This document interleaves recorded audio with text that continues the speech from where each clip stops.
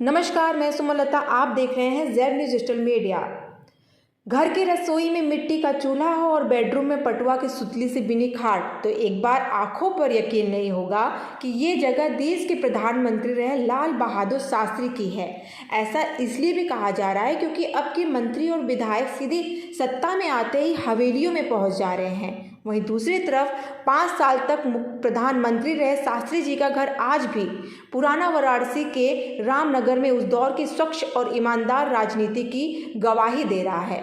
संस्कृति मंत्रालय ने देश के दूसरे प्रधानमंत्री के मिट्टी के घर को म्यूजियम के रूप में तब्दील कर दिया। सितंबर 2018 में मुख्यमंत्री योगी आदित्यनाथ और राज्यपाल राम नाईक ने इसका उद्घाटन भी किया था। बता दें आपको कि काशी नरेश किले से महज 150 मीटर के फासले पर घुमावदार गली के दूसरे मोड़ पर महज सवा बिस्वा जमीन पर पूर्व प्रधानमंत्री लाल बहादुर शास्त्री के कमरे में अभी भी वो लालटेन सहेज कर रखी गई है, जिसकी रोशनी में उन्होंने पढ़ाई की थी। 3 चूल्हे भी उन दिनों के संघर्ष की आज दबाए वहीं खड़े हैं। वहीं आपको बता दें कि बहुत सारी चीज़ें हैं जो आपको उस दौर में ले जाएगी।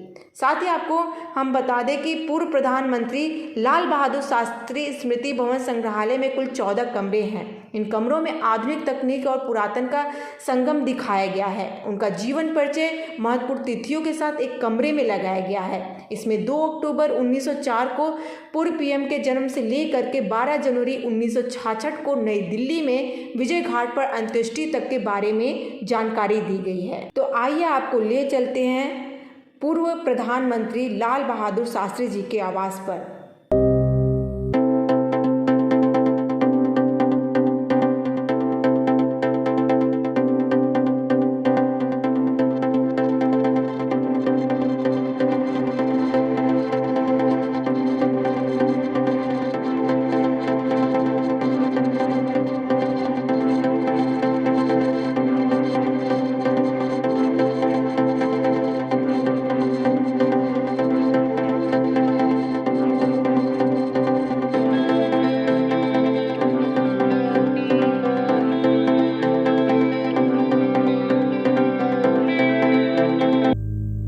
अब मैं लाल बहादुर शास्त्री स्मृति भवन संग्रहालय का केयर टेकर के रूप में काम करता हूँ।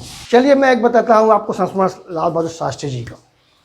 लाल बहादुर शास्त्री जी के पास ऐसा बताया जाता है कि 2 धोती और 2 कुर्ता हुआ करता था, और वो अभी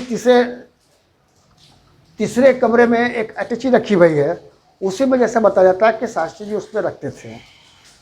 तो उनकी 2 कुर्ते लाल बहादुर शास्त्री जी एक बार ऑफिस से अपने घर आए तो उसमें देखते हैं कि एक कुर्ता नहीं मिला। तो उन्होंने अपने पुत्र माननीय सुनील शास्त्री जी को बुलाया। उन्होंने बोला कि बेटा मेरा ये कुर्ता कहाँ गया।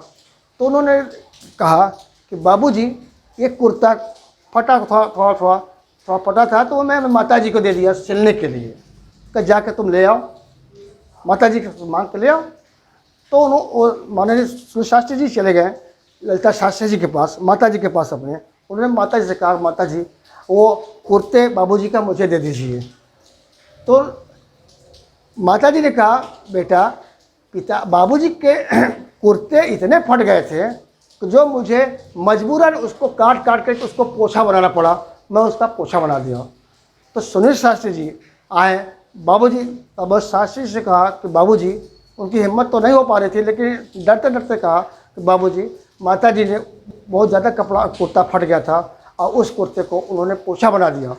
तो लाल बहादुर शास्त्री जी ने, बाबूजी ने सुनील शास्त्री जी को बहुत डांटा, अरे मूर्ख, अभी 2 महीने की जाड़ा आ जाएगा, 2 महीने में जाड़ा आ जाएगा, उस कुर्ते को मैं कोट के नीचे पहन लेता, क्या वो देखता मुझे। उन्होंने ये बातें कही। इनकी सादगी देख के तो बहुत बड़ा ये उदाहरण है जो कि आपने सुना।